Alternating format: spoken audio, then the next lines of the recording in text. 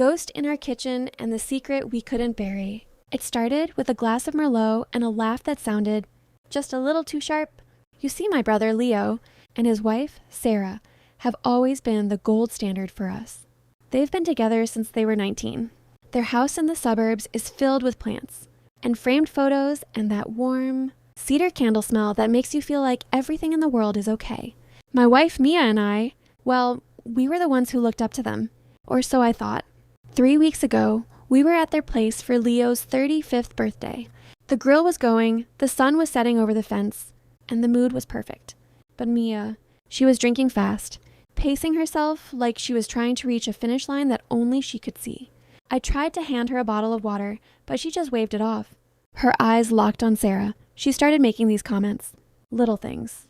Sarah, you're just so delicate, she'd say. Or, Leo really doesn't know how lucky he is, does he?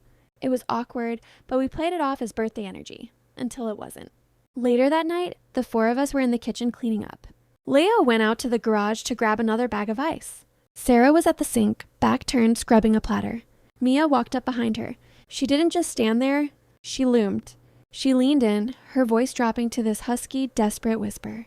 She told Sarah that she was the most beautiful woman she had ever seen.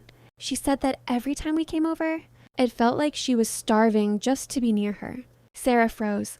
I could see her shoulders hike up to her ears. She tried to laugh it off, saying, "Okay, Mia, I think the wine is talking now." But Mia didn't back down. She grabbed Sarah's arm, hard. She said, "I'm not joking. Sarah, I've wanted you since the first day Leo brought you home. I'm sick of pretending I don't." She leaned in to kiss her. Sarah jerked away so fast she almost knocked over a stack of plates. I was standing by the fridge, paralyzed. My heart felt like it was trying to punch its way out of my ribs. Leo walked back in right as Sarah shouted, "Mia, stop!" The silence that followed was heavy. It felt like the air had been sucked out of the room. Leo looked at his wife's face, then at Mia's smirk, and then at me. He didn't yell. He just pointed at the door and said, "Leave, now." I grabbed Mia by the elbow. I didn't care if I was being rough. I got her into the car while she screamed at the house, calling Leo a boring loser who didn't deserve a woman like Sarah. The drive home was a nightmare. She ranted for 10 miles, then sobbed for 5, and finally fell asleep against the window. The next morning, the hangover wasn't just physical. Mia looked like a ghost. She sat at the kitchen table, head in her hands, and said she remembered bits and pieces. I told her everything, every word, every grab. She cried. She said it was just a drunken crush. She said she loved me, and that she'd do anything to fix it. She even sent this long, rambling apology text to Sarah and Leo. But I couldn't shake the look on Sarah's face. That flinch. That night, I sat Mia down. I told her I needed the unfiltered truth. No spin, no the alcohol made me do it. I asked her, how long? She wouldn't look at me. She just stared at the grain of the wooden table. Finally, she whispered, 7 years. 7 years. I asked her if she married me just to be in the family, to be near her. She didn't nod immediately, but then she did.